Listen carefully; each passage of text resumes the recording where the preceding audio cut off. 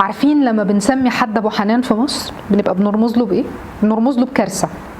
طبعا انتوا عارفين انا بتكلم عن مين في ابو حنان، مش هقدر اقول اسمه بصراحه عشان صفحتي ما تتقفلش، بس هو رئيس الولايات كتيره قوي. انتوا عارفين الراجل ده اصلا تاريخ ميلاده ايه؟ ده شمسه الجوزاء، ده اتولد في برج الجوزاء وطلعه اسد. تخيلوا بقى بني ادم عنده الهوائي والناري في شخصيته، شوفوا شكله عامل ازاي.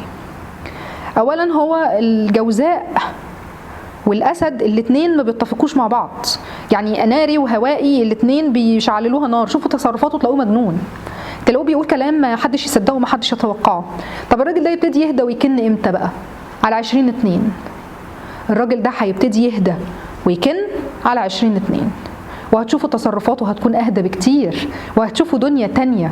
بالرغم من انه هو الشمس في برج الدلو اللي مصاحبه لبرج الجوزاء، الا ان هو هيهدى اكتر لما الشمس هتروح لموقع مائي، هتبتدي ترطب عليه وتبتدي تهدي افكاره، ونلاقي الدنيا كلها من حوالينا ابتدت تهدى.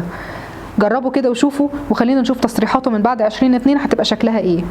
هتتغير كتير. كان معاكم سارة فودة، خبيرة الفلك والطاقة والتاروت. سلام.